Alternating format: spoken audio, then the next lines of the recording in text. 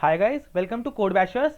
This video is about the comparison of different companies, that is the Ninja profile of TCS, the System Engineer profile of Infosys and the Gen Z profile of Cognizant.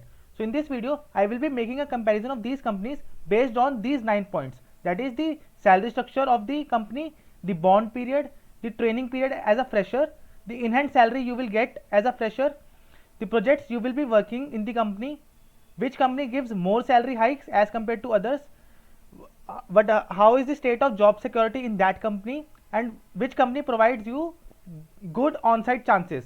So now let's begin the video, and please like this video and subscribe to my channel. So first of all, we will discuss about the CTC of these profiles.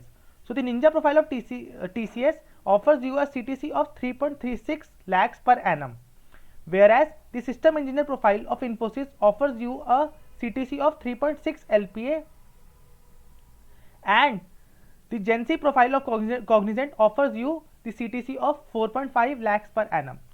So now when these are the packages, now we will see the enhanced salary.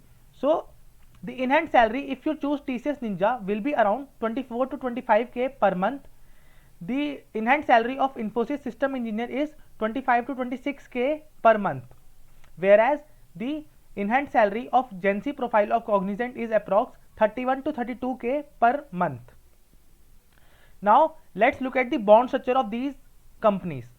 So the bond period of TCS is of 1 year. Earlier the bond period of TCS was 2 years, but now the bond period is 1 year only. So you have to pay a certain amount to the company if you do not complete your bond period. Now for TCS it is 1 year. For Infosys System Engineer the bond period is again 1 year, and there is no such bond in Gen Z profile of Cognizant. So you do not have to serve any specific amount of time. Now we will see the service agreement, that is how much you have to pay if you leave, if you do not complete your bond period as a fresher. So in TCS you will have to pay 50,000 to the company if you leave before 1 year. In Infosys System Engineer you will have to pay a rupees of 50,000 to 1 lakh depending on the company if you leave before 1 year. And in Gen Z profile there is no service agreement as there is no bond in that there.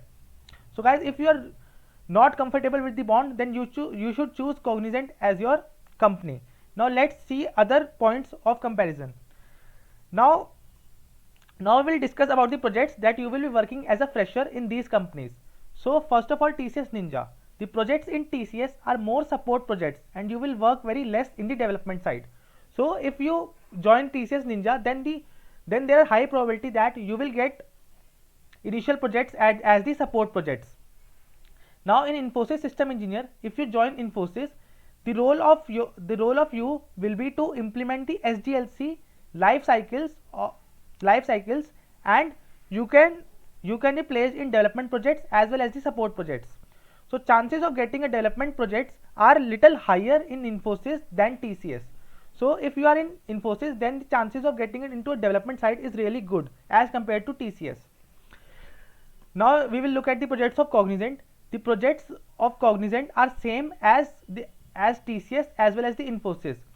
It is entirely upon your luck whether you will land a project in the development side or you will be benched for few months. So these were the project comparison of different companies. Now we will see the training period. The training period of you as a fresher will be around 2 to 3 months in TCS Ninja, whereas it will be around 4 to 6 months in Infosys System Engineer profile, and the training period will be around 3 to 6 months in Cognizant's Gen Z profile. Now we will talk about the job security. So the job security in TCS is very high as compared to the every service based company in India.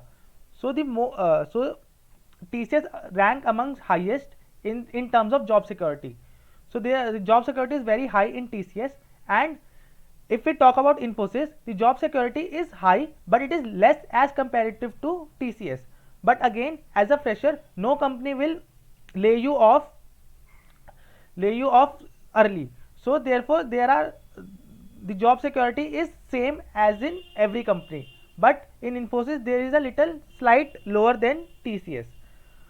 Now we will talk about Cognizant. The job security in Cognizant is is good, but as when we compare the job security from Infosys and TCS, the job security is lower than these two. So when we will rank these three companies on the basis of job security, so TCS will be number 1, Infosys will be number 2, and Cognizant will be number 3 in terms of job security. So the next point of comparison between the companies is salary hikes. So salary hikes of any service based companies are not great, but they are good in some companies. So salary hikes in TCS are good. So the salary hikes in Infosys are better than both TCS as well as Cognizant. So Infosys is rated amongst highest in terms of salary hikes among these three companies, and the salary hikes in Cognizant are good, but they are very low as compared to TCS and Infosys. So if we will rank these companies on the basis of salary hikes, so number 1 will be Infosys, number 2 will be TCS, and number 3 will be Cognizant. Now the next point of comparison is the on-site chances which are given to you by the company. So TCS have very high chances for on-site. That is, on-site means here to move to foreign countries for work.